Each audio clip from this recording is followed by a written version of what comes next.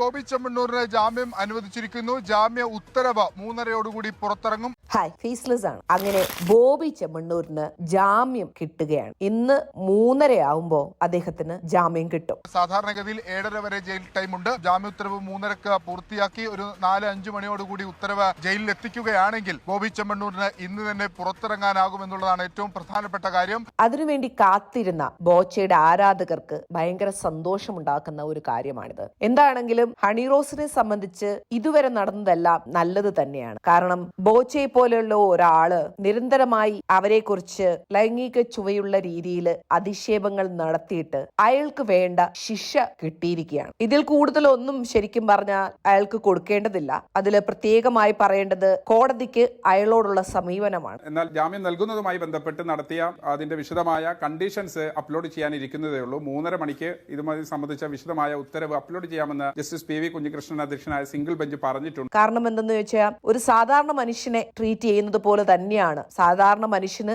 എന്തൊക്കെയാണോ കിട്ടുക ആ പരിഗണനയെ അയാൾക്ക് കോടതിയിലും കിട്ടിയുള്ളൂ എന്നുള്ളതാണ് ഏറ്റവും ഇമ്പോർട്ടന്റ് ആയിട്ടുള്ള കാര്യം. അത് ശരിക്കും നിയമവ്യവസ്ഥയോട് നമുക്ക് റെസ്പെക്ട് തോന്നുന്ന ഒരു കാര്യമാണ്. ഇപ്പോ ജാമ്യം കൊടുക്കാനുണ്ടായ കാരണം പോലീസ് റിമാൻഡിൽ വെക്കാനുള്ള അപേക്ഷ ഇതുവരെ കൊടുത്തിട്ടില്ല എന്നുള്ളതാണ് കോടതി ചൂണ്ടിക്കാട്ടുന്നത്. ഇത്രയും ദിവസം കസ്റ്റഡിയിലായിരുന്നു എന്നൊരു കാര്യം കോടതി ചൂണ്ടിക്കാണിച്ചു.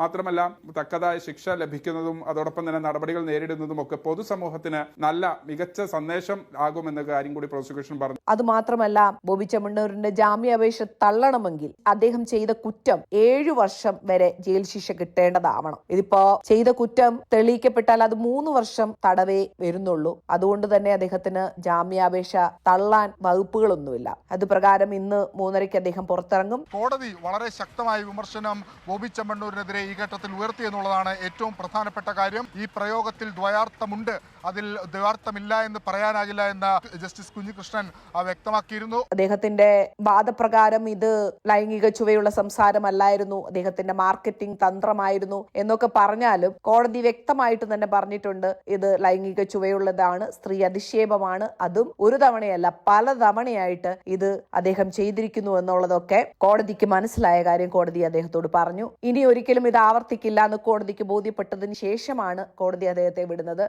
ലഭ്യമാവുന്ന വിവരം അനുസരിച്ച് വിഐപികൾ ബോബി ചെമ്മണ്ണൂരിനെ ജയിലിൽ സന്ദർശിച്ചിട്ടുണ്ട്. ഇവിടെ മറ്റൊരു കാര്യം പ്രതിപക്ഷം ഉന്നയിക്കുന്നത് അദ്ദേഹത്തിനെ കാക്കനാട് ജയിലിൽ അടച്ച സമയത്ത് സാധാരണ ഒരു പ്രതിയെ ജയിലിലടയ്ക്കുമ്പോൾ അവിടേക്ക് ആര് കാണാൻ വന്നാലും അത് ജയിൽ രേഖകളിൽ ഉണ്ടാകുമെന്നുള്ളതാണ്. പക്ഷെ ഇവിടെ ബോബി ചെമ്മണ്ണൂരിനെ കാണാൻ വന്നവരുടെ രേഖകളിൽ കറക്റ്റായിട്ടുള്ള കാര്യങ്ങളില്ല എന്നുള്ളതാണ്. കാരണം വിഐപികള് അദ്ദേഹത്തെ കാണാൻ വന്നിരുന്നു എന്നാണ് ഇപ്പൊ കിട്ടുന്ന അറിവ്. സന്ദർശകർ ഉണ്ടാവുക എന്നുള്ളത് തെറ്റായി കാണുന്നില്ല. പക്ഷേ അവിടെ വ്യവസ്ഥാപിതമായി ചെയ്യേണ്ട ചില കാര്യങ്ങളുണ്ട്. സന്ദർശകർ അവരുടെ പേര് വിവരങ്ങൾ രേഖപ്പെടുത്തിയതിനു ശേഷമാണ് സന്ദർശനം നടത്താറ്.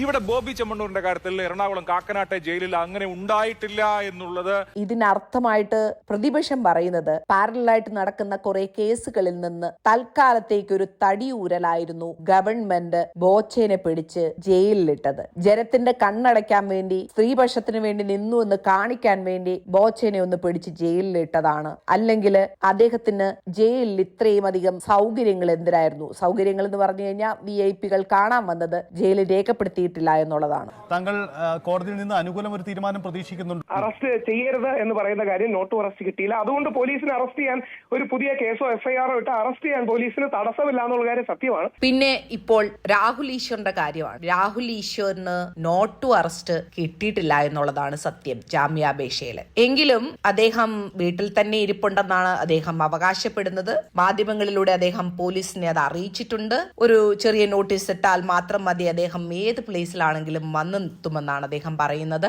രാഹുൽ ഈശ്വറിന്റെ കാര്യത്തിൽ ഒരു കാര്യം എടുത്തു പറയേണ്ടതുണ്ട്. അദ്ദേഹം ഒരിക്കലും അസഭ്യമായ രീതിയിലോ ലൈംഗിക ചുവയുള്ള രീതിയിലോ ഹണി റോസിനെ കുറിച്ച് സംസാരിച്ചിട്ടില്ല എന്നുള്ളത് സത്യമാണ്. ഏതൊക്കെ ചാനലുകളിൽ അദ്ദേഹം വന്നിരുന്ന് ഹണി റോസിനെതിരായി വിമർശിച്ചിട്ടുണ്ടോ അദ്ദേഹത്തെ കേട്ടവർക്ക് ഉറപ്പായിട്ടും പറയാവുന്ന ഒരു കാര്യമാണ് അദ്ദേഹം ഒരിക്കലും ഹണി റോസിനെ അശ്ലീല രീതിയിൽ സംബോധന ചെയ്യുകയോ താഴ്ത്തി സംസാരിക്കുകയോ ചെയ്തിട്ടില്ല എന്നുള്ളത്. അദ്ദേഹത്തിന്റെ അഭിപ്രായം ഈ കാര്യത്തിൽ പലരുമായിട്ടും ചേർന്ന് പോകുന്നില്ലായിരിക്കാം. അദ്ദേഹത്തിന്റെ ജാമ്യാപേക്ഷ തള്ളിയെങ്കിൽ പോലും അദ്ദേഹത്തെ അറസ്റ്റ് ചെയ്യാനുള്ള സാധ്യത ഭയങ്കര കുറവാണ്. ബൈ.